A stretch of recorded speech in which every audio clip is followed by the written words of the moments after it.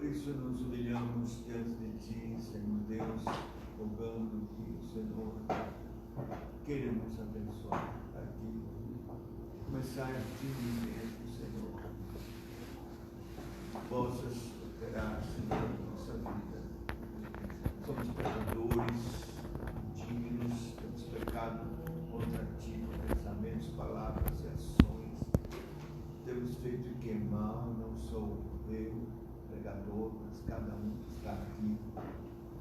Carecemos do Teu perdão, da Tua graça, da Tua misericórdia, do Teu favor. Rogamos que nos perdoes os pecados, ó Deus, pelo amor do Teu santo nome, e por Cristo Jesus, tudo que Ele fez por nós, carregando sobre si na cruz os nossos pecados, expiando-os e derramando sangue precioso que a Tua palavra nos garante e nos purifica de todo pecado. Livra-nos, Senhor, de todo mal. Livra-nos de todo mal. Cada um aqui, Senhor, perdoa por Tua graça. E que o Senhor queira, por Tua bondade imensa, infinita, dispensar graça através da Tua santa e bendita palavra. Cada um de nós tem uma paixão. Faz isso, Senhor, por amor do Teu nome, pela Tua glória, para a Tua glória, e também, Senhor, para exaltar e enaltecer Cristo, Deus um contínuo, glória e poder. Sim, oramos, confiando em Ti, no nome do Senhor Jesus. Amém. Amém.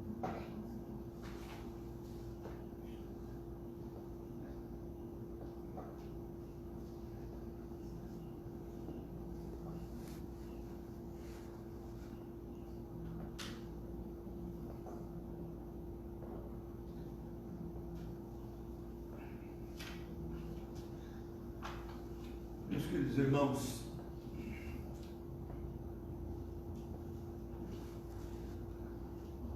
nesses versículos que nós lemos aqui, nós temos o trabalho da criação e seu epítome, quer dizer, seu resumo, um embrião. É aqui que encontramos, para o nosso conforto, o primeiro artigo do credo apostólico que nós conhecemos, recitamos, que é objeto da nossa fé. Creio em Deus Pai, Todo-Poderoso, Criador dos céus e da terra.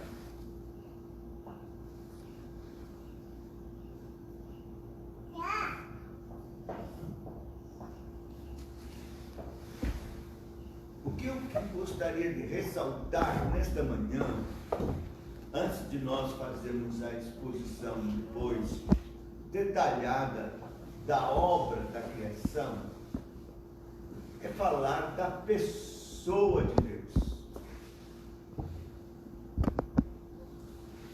e de como Ele é central em toda a história da criação, em todo o livro da Bíblia, em tudo que existe. Deus está no centro. Então, o livro de Gênesis,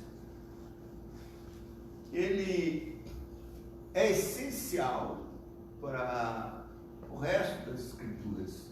Porque eu digo isso porque alguns estão questionando, inclusive alguns capítulos e tal, de que isso não existe, é lenda, é mito, e que poderia muito bem ficar sem estes relatos, que não ia faltar nada.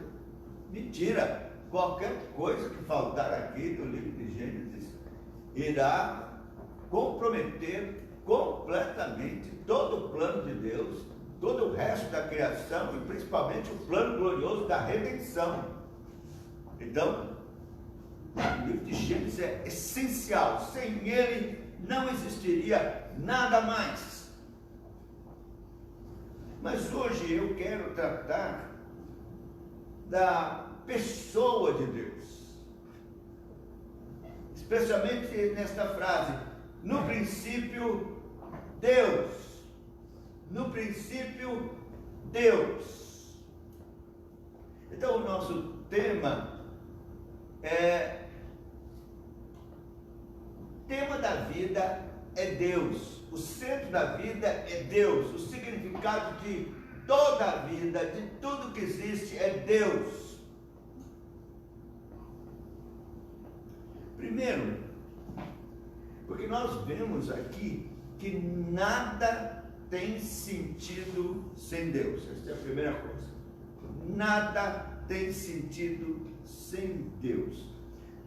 Se nós observarmos gramaticalmente, vamos ver que ele é o sujeito. Ele é o sujeito de todos os 3 capítulos aqui de Gênesis, de forma bem clara. Ele é o sujeito. Nós podemos até ver aqui no princípio Deus, a terra estava vazia, sem forma.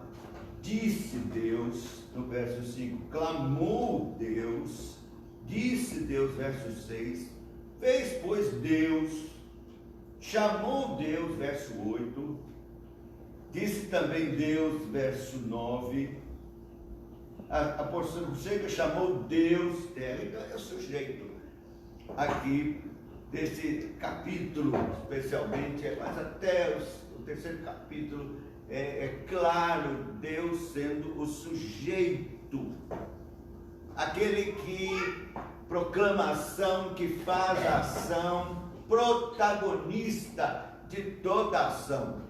É o sujeito, por excelência, Deus aqui desses capítulos. Deus quem age, mas também ele é o objeto, porque Deus age para a sua glória, tudo para a sua glória, objetivando a sua glória. No Apocalipse, que é bom que se saiba, é o livro que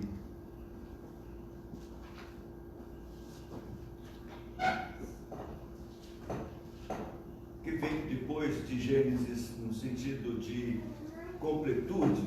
No capítulo de número 4, nós temos os versos 10 e 11,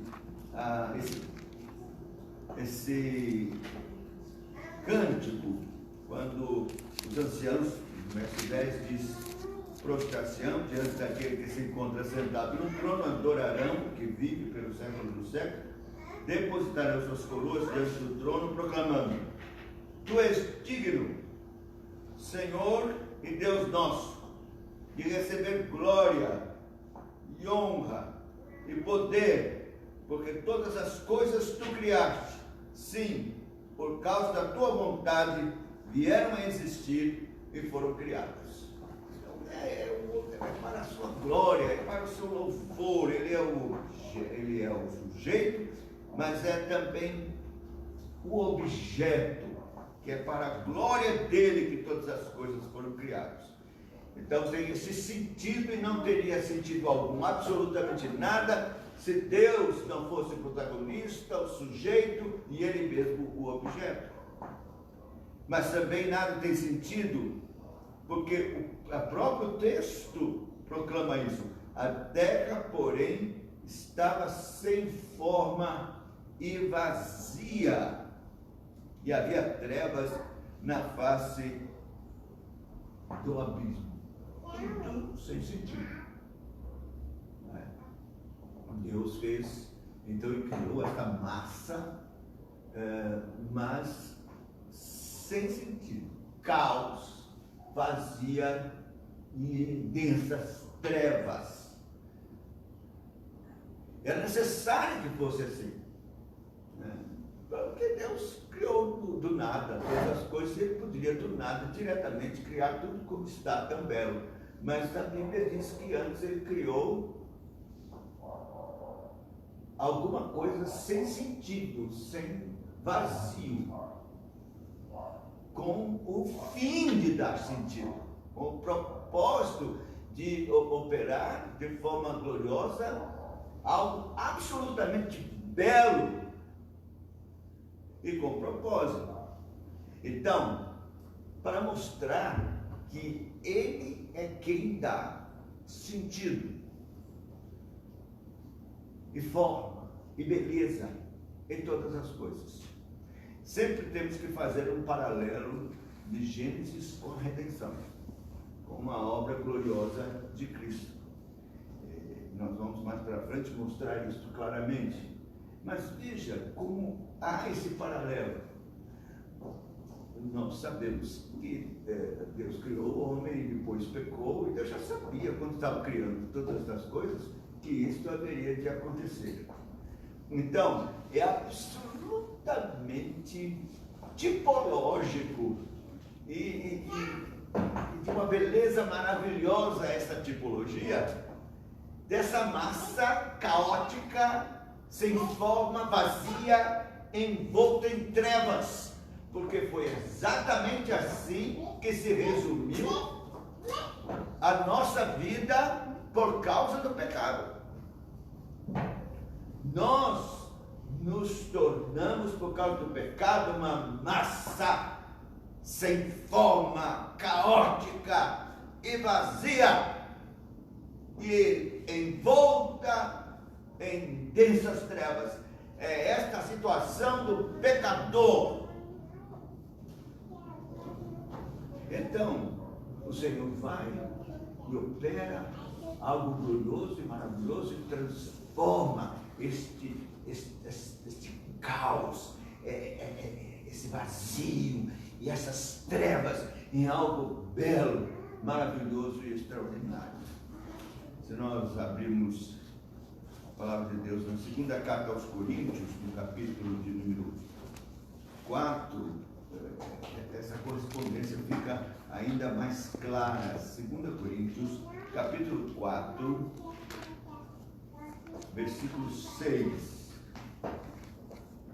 Porque Deus que disse: das trevas resplandecerá a luz, Ele mesmo resplandeceu em nosso coração para a iluminação do conhecimento da glória de Deus na face de Cristo. Então veja essa correspondência tão gloriosa de Deus dar significado nessa massa sem forma e vazia e cheia de trevas em Cristo Jesus. E é tão maravilhoso porque o Deus, o Pai, como vamos ver, criou todas as coisas em Cristo Jesus. Cristo estava presente. Então, em última análise, foi Cristo, Deus, nele, Ele, Deus, Pai, que deram beleza, significado, glória a essa massa sem forma e vazia. E dessas trevas, como que tipificando aquilo que aconteceria por meio de Cristo em nós. Massa caótica, sem forma, vazia e envolta em trevas. Então, nós temos que experimentar na nossa vida no princípio Deus. O mesmo que a terra experimentou no princípio Deus, nós pessoalmente, cada um, nos nossos delitos e pecados, em trevas, em vida confusa e caótica e sem sentido, precisamos experimentar agora no princípio Deus. Se não experimentou ainda, é isso que precisamos experimentar.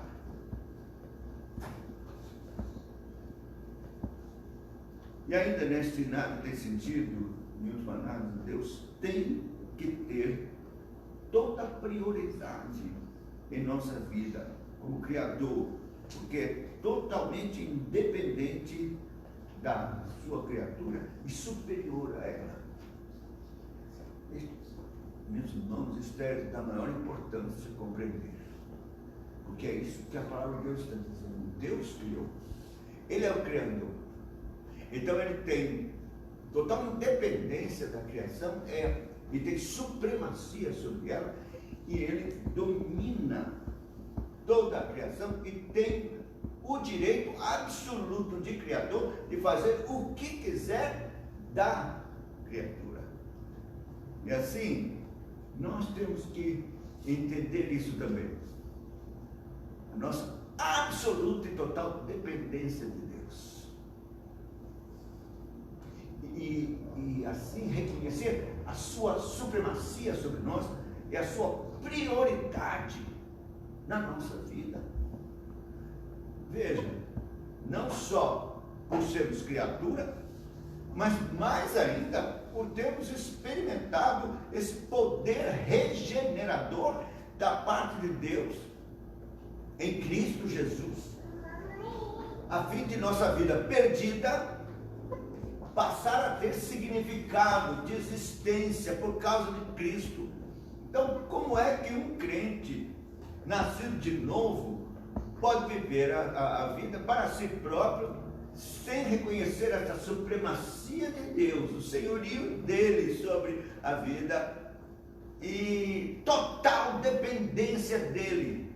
Na verdade, mais que isso, a compreensão de que a única razão da sua existência é adorar e servir o seu Criador. Se de fato houve no princípio Deus na sua vida pessoal. Mas a segunda coisa que vemos aqui ainda nesse texto é que esse Deus, que é o sujeito, que é o tema do livro de toda a vida, é o Deus triuno. A gente precisa entender que toda vez que aparece a palavra Deus no princípio, Deus, a palavra no original é Elohim. Elohim é uma palavra que está no plural. E é muito intrigante que esteja se falando de uma pessoa, mas no plural. Então, é claro que essa palavra está nos ensinando que Deus é um, mas subsistem três pessoas. Por isso Elohim está no plural, porque está tratando de um Deus triuno, Deus Pai, Deus Filho e Deus Espírito Santo. Então, nós vemos aqui, no princípio, Deus Pai. Mas também a palavra do Senhor nos diz claramente que a segunda pessoa da Trindade, o unigênito Pai, o Senhor Jesus Cristo, estava aqui na criação. Nós não estamos vendo o nome aqui do Filho nesses versículos que lemos, mas a palavra de Deus se interpreta por ela mesma. Então nós vamos abrir em João, no capítulo 1, e vemos aqui claramente, João 1, claramente, versos até 3. No princípio era o verbo estava com Deus, e o verbo era Deus. Todas as coisas foram feitas por intermédio dele, e sem ele, nada do que foi feito se fez. A vida estava nele, e a vida era a luz dos homens, a luz resplandece nas trevas, e as trevas não prevaleceram contra ela. Então você veja, Cristo, o Filho, estava na criação, diz claramente, estava no princípio com Deus, todas as coisas foram feitas, criadas por intermédio dele, e sem ele, nada do que foi feito se fez. Então nós temos Deus Pai e temos Deus Filho aqui no princípio. criou Deus Pai, no princípio criou Deus Filho também. E Deus Espírito, porque o texto diz assim: a terra, porém, estava sem forma e vazia, havia trevas sobre a face do abismo, e o Espírito de Deus pairava sobre as águas. Então, que coisa extraordinária. Aqui está a Trindade operando de uma forma gloriosa a criação. A presença da Trindade é significativa na criação, porque, fazendo o mesmo paralelo, vamos ver a presença da Trindade operando na redenção. É claro que é o Filho quem opera, mas nós sabemos que a Trindade está envolvida e foi envolvida desde a eternidade naquele conceito eterno. O Pai elegendo, escolhendo com amor eterno, juntamente com o Filho e no Filho, elegendo todos os que ele quis escolher. Né? O Cristo, o Filho, se apresenta para atender a convocação do Pai para ser redentor, profeta, sacerdote e rei do seu povo. E o Espírito Santo, que se apresenta para aplicar todos os recursos da obra, chamar irresistivelmente, aplicar todos os recursos da obra do Filho e a vontade do Pai, regenerando aqueles que o Pai elegeu e escolheu, e sustentando-os em perseverança até o fim, na fé que Ele mesmo deu, por sua graça. Então, a Trindade, o Deus triuno, operando de forma maravilhosa. Isso mostra, então, que a obra da criação, no princípio, Deus triuno operando, é absolutamente perfeita e que Deus é suficiente. Nós temos que olhar para Deus que operou na criação, que operou na nossa vida, que é o nosso Deus triuno, como suficiente, absolutamente suficiente em tudo e para tudo.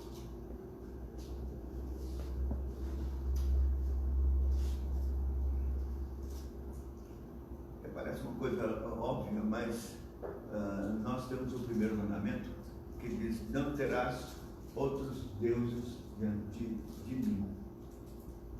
E isto é absolutamente necessário. Deus colocou esse mandamento porque nós, com nossa corrupção, como disse Calvino, somos uma fábrica de ídolos. E com facilidade nós não achamos suficiência em Deus. Somos até capazes de achar falha em Deus, na nossa corrupção. Por isso é o primeiro mandamento. Porque nós achamos que se fôssemos nós Deus, faríamos melhor. E aí reclamamos, murmuramos, achamos ruim qualquer coisa que acontece que não é de acordo com a nossa vontade. Isso é não achar Deus suficiente. E é ter outro Deus. É como que dizer, em vez de no princípio Deus suficiente, operando, criando e fazendo tudo maravilhosamente perfeito, no princípio eu, porque não temos Deus como suficiente, crendo que nele tudo é aperfeiçoado, que ele é todo poderoso, não há absolutamente nada que Deus, o Deus triuno criador, que criou do nada, como diz ex nihilo, quer dizer, do nada, todas as coisas, inclusive a massa informe e vazia, é o Todo-Poderoso. a narrativa da criação, dessa forma tão extraordinária, gloriosa, e parece tão simplória. Haja luz, houve luz, e os luzeiros se formaram, os átomos e o universo. Mostra o poder de Deus. Nós devíamos voltar sempre para o Gênesis, para firmar bem no nosso coração que Deus é o Todo-Poderoso, pela sua forma tão gloriosa e extraordinária de criar todas as coisas. É uma demonstração inequívoca e clara, maravilhosa, do seu poder. Então é esse o nosso Deus. Esse é o Deus que operou de forma extraordinária a transformação na nossa vida. Ou não há qualquer a possibilidade de alguém se regenerar por si mesmo, ou de se tornar nova criatura, ou nascer de novo pela sua força. Isso é uma coisa totalmente absurda.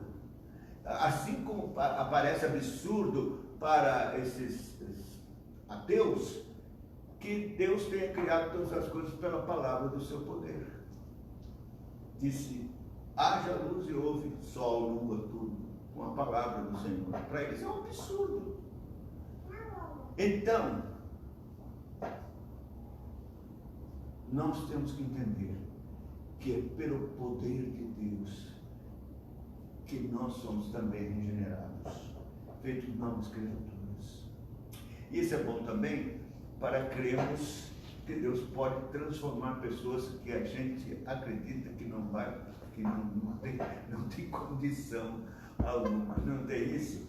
Nós, às vezes, somos desencorajados de orar por pessoas que são tão malignas, tão ruins, tão avessas a Deus, né? E já demonstraram isso, tão completamente dominados pelo maligno, que amam o mundo, o pecado, e que até blasfemam de Deus.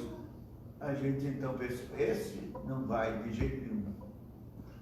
Quer dizer, está errado, porque é massa informe e vazia, envolta em trevas.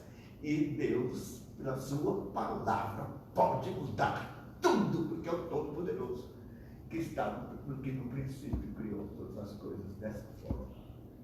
Então isso pode nos animar a orar por pessoas e crer que Deus pode mudar. E tem feito isso. Nós temos testemunhos de transformações que é incrível.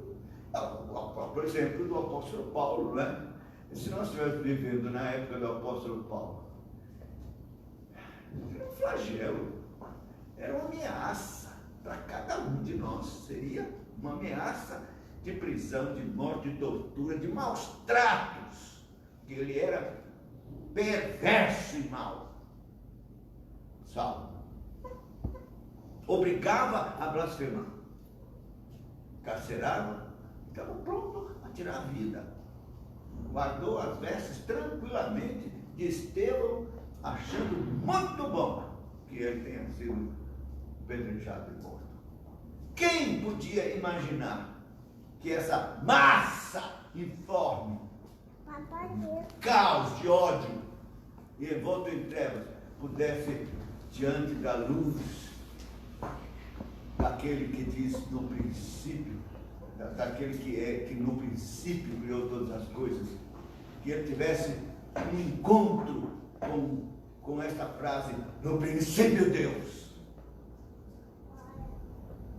e fosse transformado completamente, feito um grande apóstolo, servo, diante, submisso e pronto a sofrer pelo seu Senhor, até o resto da sua vida, e foi imolado, morto, submisso, pronto a glorificá-lo, quer na vida, quer na morte.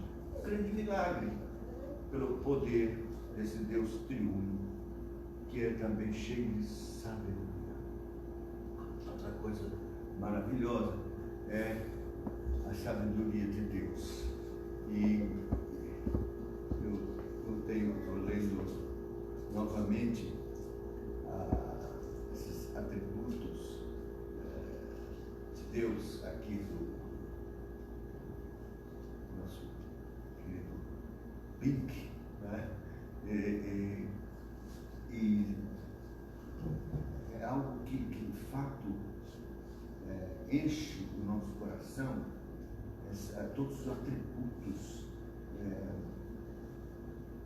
preciosos da parte do Senhor. Eu gostaria apenas de falando dos seus decretos, de como ele opera todas as coisas de forma sábia. Em segundo lugar, os decretos de Deus são sábios. Sabedoria é a evidência a sabedoria é evidenciada na seleção dos melhores fins possíveis e dos meios mais apropriados para cumpri-los. Pelo que conhecemos os decretos de Deus, é evidente que lhes pertence essa característica. Eles se nos revelam por sua execução, e toda evidência de sabedoria nas obras de Deus é prova da sabedoria do plano segundo o qual eles são realizados. Como declara o salmista: ó Senhor, quão variadas são as tuas obras, todas as coisas fizeste com sabedoria. Salmo 104, 24. Na verdade, só podemos observar uma pequeníssima parte delas, mas devemos proceder aqui como fazem em outros casos, julgar o todo pela amostra, o desconhecido pelo conhecido.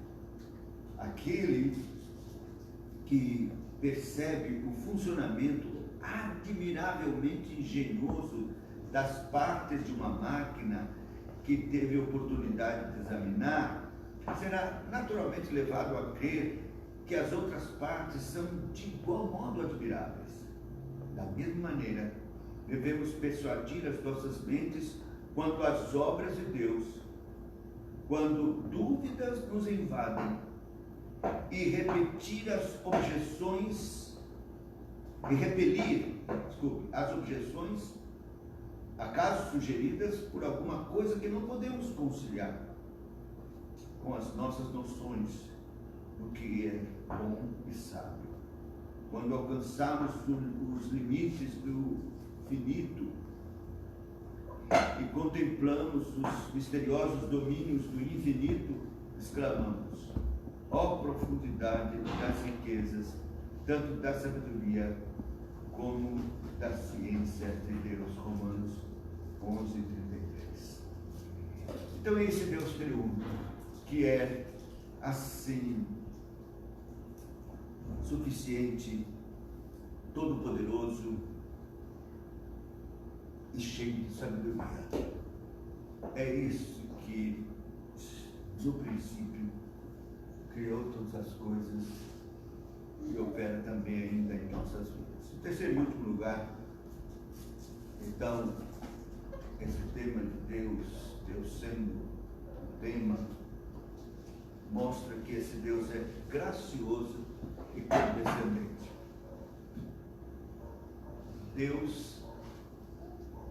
Esse Deus triuno é gracioso e condescendente. Criador, gracioso e condescendente.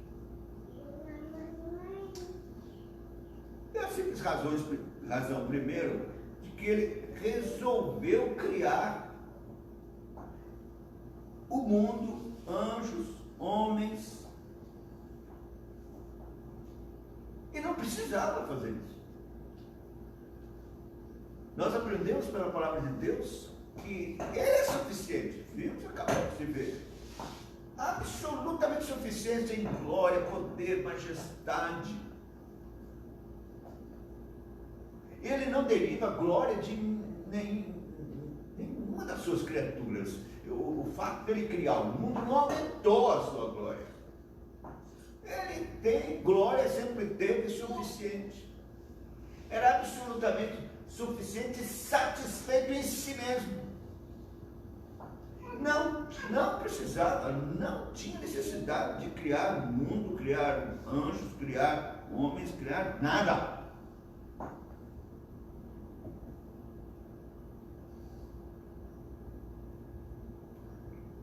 Mas ele quis criar.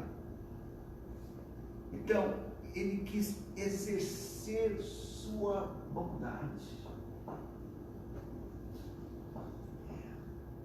Quando a gente trata, por exemplo, da eleição, nós sempre a nossa atenção vai para os que não foram eleitos.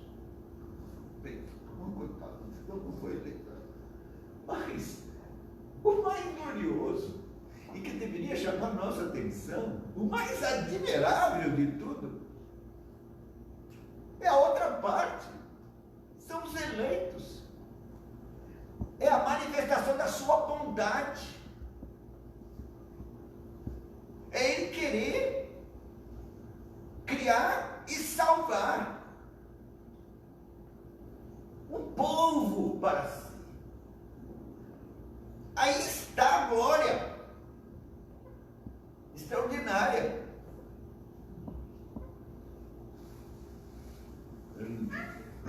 Eu sempre me impressiono com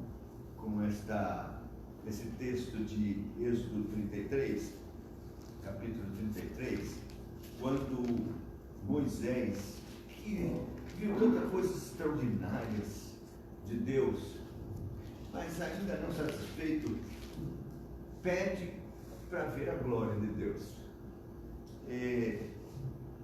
Mostra-me a tua glória, disse Moisés, verso 12. Aliás,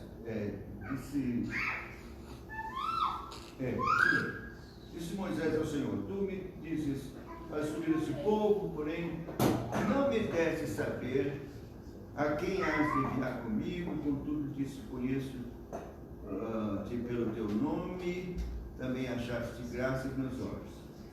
Agora, pois, se achei graça aos teus olhos, rogo que me faças saber nesse momento o teu caminho. Mais para frente um pouco.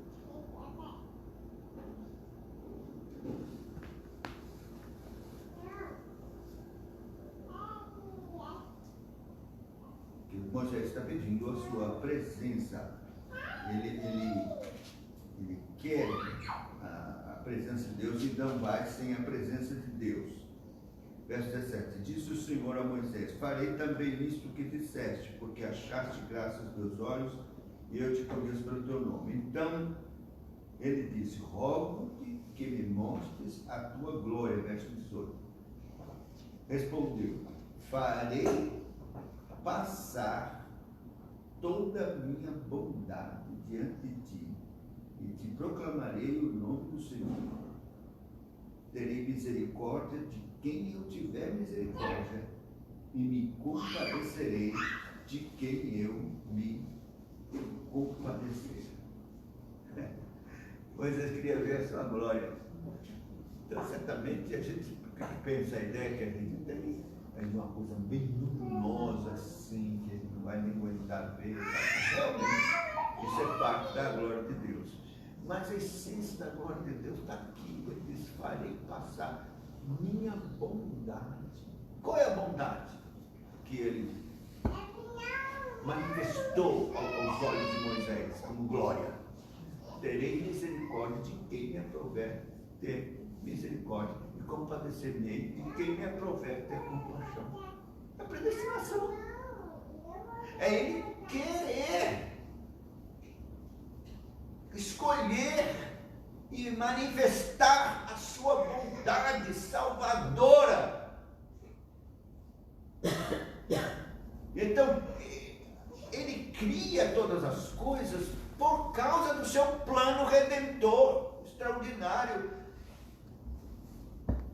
de querer manifestar a sua glória e a sua misericórdia com estes que ele amou e escolheu antes da fundação do mundo. Então, a criação do mundo é uma condescendência graciosa da parte de Deus.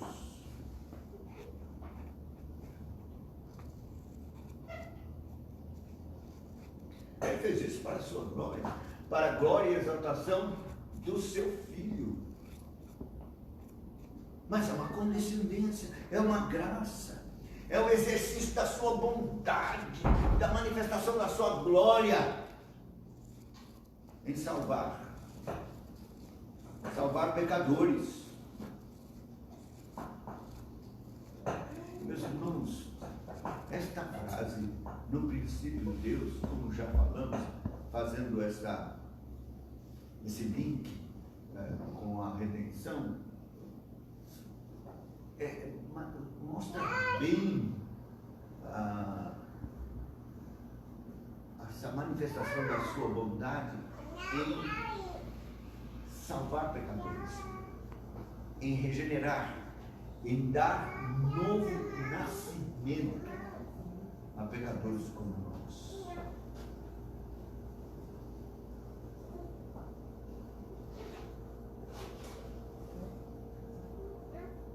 Interessante observar o seguinte, uma meditação de Joel Bick sobre isso mostrou uma coisa interessante. A primeira frase da Bíblia é: no princípio Deus criou, né? No princípio Deus criou.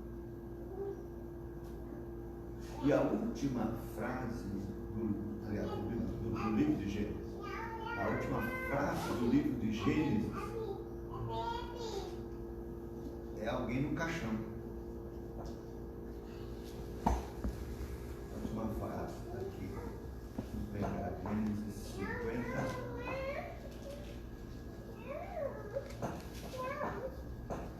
Só que alguém precioso, né? Muito precioso no livro de Gênesis, José. Tá vendo? Olha aqui, vamos ver. Morreu José na idade de... Último versículo de Gênesis. Morreu José na idade de 110 anos, e embalsamaram-no e o puseram num caixão no Egito. Então, no princípio Deus criou, Deus no princípio regenerou, deu vida, para que nós, que fomos objetos desta regeneração, pudéssemos morrer bem, ser colocado no caixão para viver, para a ressurreição, para novos céus e nova terra, para Nova Jerusalém. Então veja o objetivo da criação. Esse no princípio Deus tem um fim glorioso, porque, meus irmãos, a terra, por causa do pecado, foi amaldiçoada. Ela está sob maldição até hoje. A natureza geme. Tudo que Deus criou maravilhosamente e de forma perfeita, linda e bela, mas o pecado crespou e trouxe maldição sobre a terra. Tudo que a gente vê belo era muito mais belo. Mas acontece que o livro de Gênesis, que inicia de forma tão gloriosa, no princípio Deus criou de forma gloriosa e perfeita todas as coisas, termina com uma esperança de uma morte para a vida, porque aí está um justo de Deus sendo colocado no caixão para ser sepultado seus ossos em Canaã, porque ele pediu, e isso foi feito na manifestação extraordinária de Deus tirando o seu povo do Egito.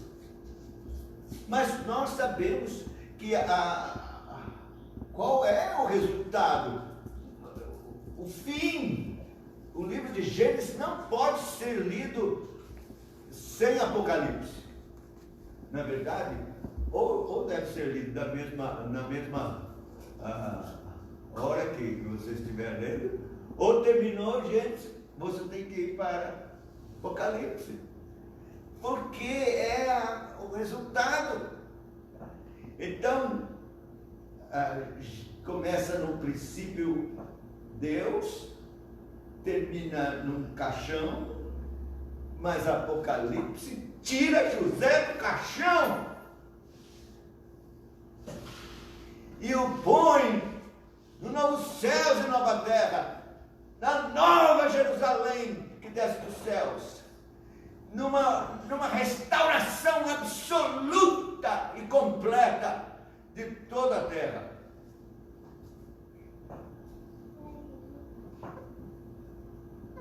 De Éden para o novo Éden. E todos nós sabemos que a história toda é por causa de Cristo, nosso Redentor. Esse é ele. É nele que essas coisas acontecem. E é por ele.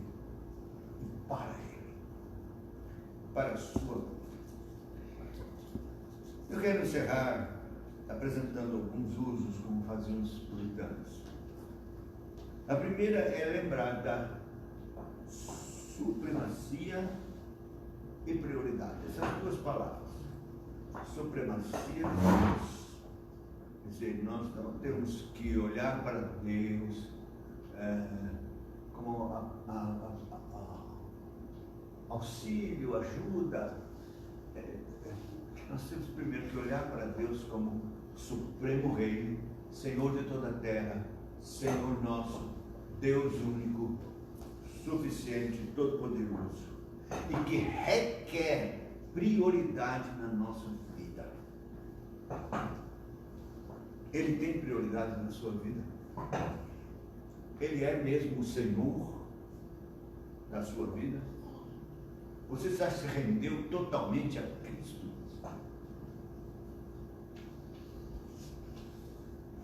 A segunda palavra que já tratamos também no sermão é suficiente. Suficiência. Deus é todo suficiente. Isso quer dizer que ele requer exclusividade. Ele é suficiente na sua vida? Ou você confia em algo mais? Essa é aquela transgressão comum do primeiro mandamento. No princípio, eu. Ele é suficiente. Cristo é suficiente na sua vida. Eu tenho dado estudos sobre a questão das implicações do que significa seguir a Cristo. E uma coisa que é absolutamente necessário tratar é que os clientes têm ideia de que seguir a Cristo é tê-lo como sócio. Não, é alguém que vai me abençoar na minha vida, me ajudar a tomar decisões e tal. Então nós dois vamos caminhando assim, eu com a minha vida e ele ao meu lado me ajudando. Isso é totalmente equivocado. Não há esse tipo de vida cristã. Isso é uma vida cristã mentirosa, falsa, forjada pela mente ou até por Satanás. A vida que Cristo quer dar a você é única, é a dele. Ele mata a sua, você morre com Cristo, ressuscita com ele para viver a sua vida, que não é sua, é de Cristo. Para mim, o viver é Cristo. Um morreu, logo todos morreram, para que os que vivem não vivam mais para si mesmos, senão para aquele que por eles morreu e ressuscitou. A vida agora só é uma, a de Cristo. Ele é absolutamente suficiente. E terceiro, outra palavra, condescendente, gracioso. Deus era autossuficiente, não precisava criar nada e ninguém. Não lhe acrescentamos glória alguma, mas ele quis criar, ele quis salvar. Então, gratidão, toda a honra, toda a glória, rendição completa a esse Deus que nos conquistou pelo seu amor tão grande. Quando pensamos não só em Ele nos criou, mas Ele nos resgatou. Se a gente pensa como Deus criou de forma tão poderosa todas as coisas e a nós mesmos, não é? O que falar ou o que pensar da obra da redenção que custou seu filho? Em todo o sacrifício, toda a dor, toda a aflição. Para Deus criar o universo, todas as coisas, Ele disse, haja luz, viu luz. Para Deus nos recriar e nos dar vida nova e nos salvar da perdição de nós mesmos e dele mesmo, a sua ira. Foi necessário que o seu filho renunciasse a sua glória e deixasse tudo, se humilhasse e padecesse um servo sofredor, numa aflição inimaginável e inominável que nós não temos como descrever, na cruz do Calvário. Morrer e ressuscitar para a nossa salvação. Então, é um Deus excelente, é um Deus gracioso, é um Deus que merece toda a nossa devoção, todo o nosso amor. Que Deus nos ajude, nos faça compreender todas estas coisas. Vamos orar. Bendito Deus, nosso Pai, nós queremos dar graças, louvar, agradecer o teu nome, te exaltar. Porque o Senhor é tudo isso e muito mais. Acabamos de ouvir. Damos graças pela tua palavra bendita, que ela opere pelo seu poder nas nossas vidas, transformando e fazendo, Senhor Deus, com que realmente nós sejamos aquilo que o Senhor projetou desde a eternidade, para sermos conforme a imagem do seu bendito Filho. É assim que damos graças e bendizemos de todo o coração, Senhor. Oramos para que tu continues a operar em nós esta obra gloriosa que um dia o Senhor começou, para que possamos ser tudo que o Senhor decretou que fôssemos em Cristo, para a tua honra, tua glória, louvor, exaltação de Cristo, em santidade, de vida, de amor. Ó Deus, faz isto. Opera em nós, converte-nos e seremos convertidos. Em nome do Senhor Jesus. Que a graça maravilhosa do Senhor Jesus, o amor insondável e imerecido de Deus, nosso Pai, a união, a consolação do Espírito Santo, seja derramado sobre todos nós, conosco, permaneça hoje para sempre. Amém. Amém.